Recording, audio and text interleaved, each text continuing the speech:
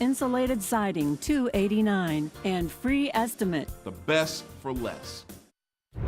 Tonight, bracing for a major storm set to slam the east tonight and right into tomorrow morning's commute. From D.C. to Philly, from New York City to Boston. 120 million Americans affected already. An out-of-control driver slamming into police. Paramedics stuck, forced to get out and push a patient on a gurney instead. Ginger Z has the track and the new timing tonight. Dueling rallies tonight. President Trump at the border saying El Paso was crime-ridden until they built a wall. Beto O'Rourke says that's not true. He's planning his own rally tonight. Is he planning a run? The urgent manhunt tonight and this surveillance. Authorities say this disbarred lawyer is armed and dangerous. He was supposed to report to jail tonight. They say he's now killed his own mother and has cut off his ankle monitor. The major decision tonight in the case of the high school student convicted after sending a text to her boyfriend urging him to kill himself. He committed suicide. Tonight, what the court has now decided. The new turn this evening involving Amazon CEO Jeff Bezos and the National Enquirer after he claims he was blackmailed with those compromising photos. And Target responding tonight amid reports their app on your phone shows one price, but once you're in the store, some prices on your phone suddenly go up. What they're saying tonight. And the man I met today on his 100th birthday, not just happy birthday, why you'll want to say thank you too. This is ABC World News Tonight with David Muir.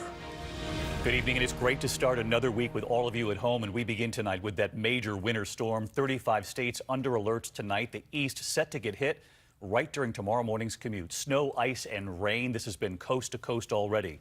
A record February snow in Seattle, and there is more on the way for them too. A power line heavy with snow falling in a car in Sonora, California, bursting into flames. You see it there. A sheriff's car in Waterloo, Iowa, slammed by a driver who loses control. A plane skidding off a runway and across a road.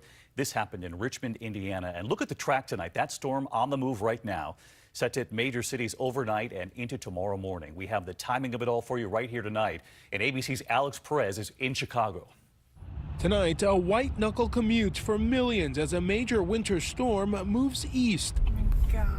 Ice-coated roads triggering multiple pileups in Wisconsin. Watch as a semi runs a red light and strikes a police SUV near Green Bay. Another out-of-control driver slamming this police cruiser outside Waterloo, Iowa. Thankfully, no one was hurt. In the St. Louis area, vehicle after vehicle losing control on this icy highway ramp. Firefighters ditching their ambulance on an icy road, wheeling this patient to the hospital. On I-80 in western Pennsylvania, 2 high school students killed when the SUV they were riding in struck a semi. More than 600 flights canceled since Saturday at Seattle's airport. Schools closed after up to 2 feet of snow buried parts of Washington state. It's starting to feel a little like Groundhog's Day. This farmer pulling a state trooper out of a drift in Pasco. And in Portland, this tanker truck sliding on an icy bridge, pinning that SUV, firefighters helping the driver escape. And David, here in Chicago, we are expecting more snow tonight. Depending on where you are, people are dealing with snow, rain, and even sleet. The morning commute is expected to be a nightmare from Minneapolis all the way to New York City. David? That's right. Safe driving tomorrow morning. Take it slow. Alex Perez, our thanks to you tonight. Let's get right to Chief Meteorologist Ginger Z. She's got the timing for this for us and the new track just in tonight. Hi, Ginger. Hi, David. The dangerous flash flooding already reported in northeast Arkansas, more than 5 inches of rain. So there are flood watches from there through Indianapolis to Cincinnati and Pittsburgh. But let's talk about the frozen precipitation part of this storm. From Wisconsin to New England, we're under winter storm warnings because of that warm front. It's going to move through Chicago tonight, as Alex just pointed out, along Interstate 80 tomorrow. It starts as snow. Check out the timing, 7 a.m. New York City.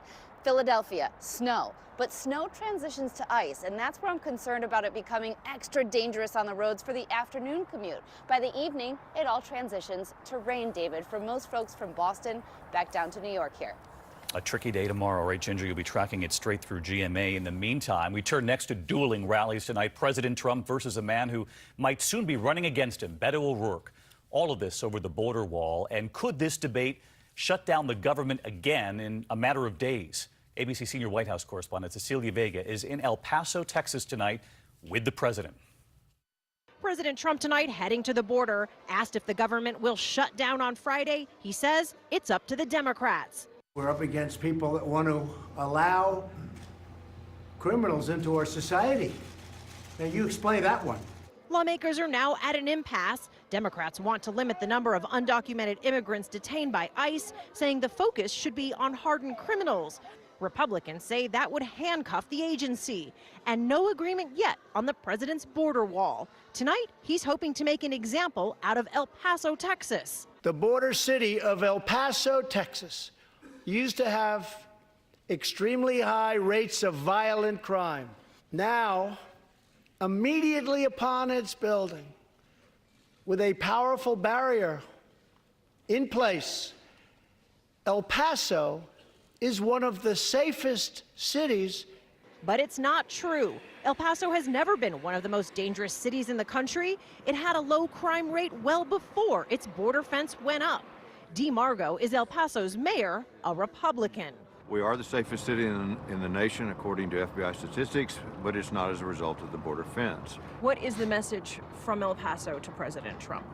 We need to control our borders, but there are other ways to do it besides just focusing on that single physical barrier. Also joining in the opposition, former congressman and potential 2020 rival El Paso native Beto O'Rourke. We will meet lies and hate with the truth. He's headlining an anti-Trump rally tonight, the same time as the president's, about a half-mile away. All right, Cecilia Vega joined us live tonight from El Paso, Texas. And Cecilia, the clock, of course, is ticking until yet another possible government shutdown. We're thinking about the 800,000 American workers tonight, wondering, is this going to happen all over again? The White House chief of staff was asked, is a shutdown off the table? He said the answer is no. So the bottom line tonight, Cecilia, what are you learning from your sources? Where do things stand? Well, David, perhaps a sign of some progress. Those negotiators now say they are working in good faith on both sides to try to reach a deal. They're going to be working into the evening, but there is still no agreement on money for border security. But, David, that is not going to stop President Trump from trying to sell his border wall here in El Paso tonight. All right, Cecilia Vega live from El Paso. Cecilia, thank you. We're going to turn next to the other news tonight and the hunt for a fugitive wanted in a ruthless murder. Richard Merritt, last seen at a Georgia gas station. He was supposed to report to prison for a non-violent charge, but instead police tonight say he took off his ankle monitor and has killed his own mother. Here's ABC's Ariel Reshef.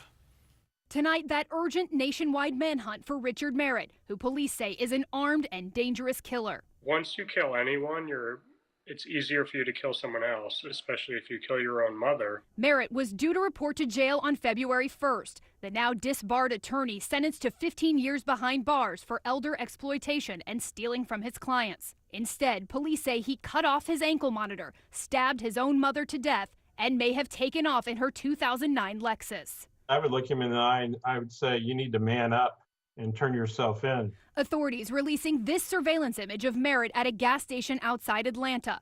A former client who testified against Merritt, wishing not to be identified, now fearing he could be out for revenge. There's somebody out there who has nothing to lose, and they are the most dangerous people.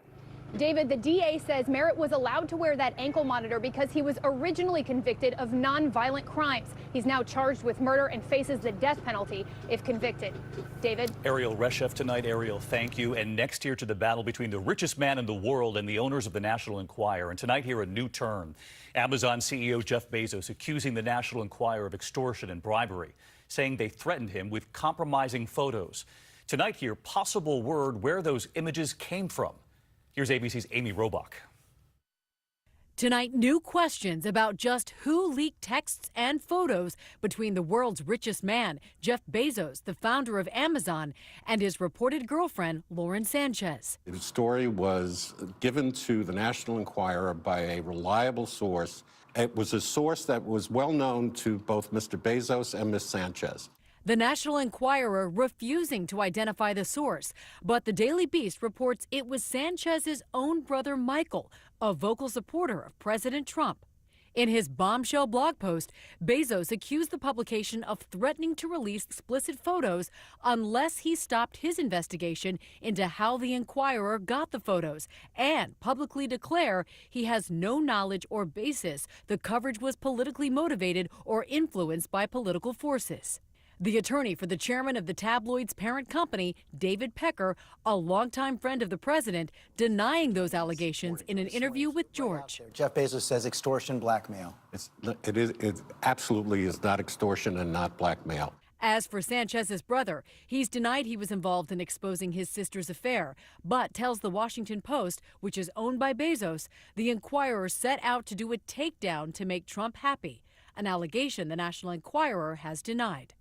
And Amy's with us now. Always great to have you, Amy. I know the new focus tonight might be on who leaked those text messages, the photos to the National Enquirer. The other major question in this case is whether or not federal prosecutors are still looking into what Bezos' claims are here. Yeah, and the answer to that question, David, is they are. Federal prosecutors reviewing Bezos' accusations of extortion and blackmail. They are going to look at every communication between the two sides to determine whether the National Enquirer violated the immunity deal they already have with prosecutors by committing a crime, David. Amy Robach with us on a Monday night. Amy, thank you. We're going to turn next tonight to the candidates who want to take on President Trump in 2020. The list growing.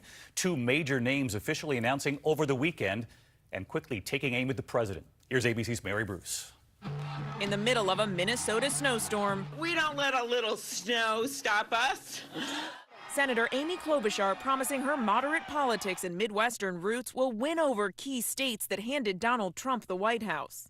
I don't have a political machine.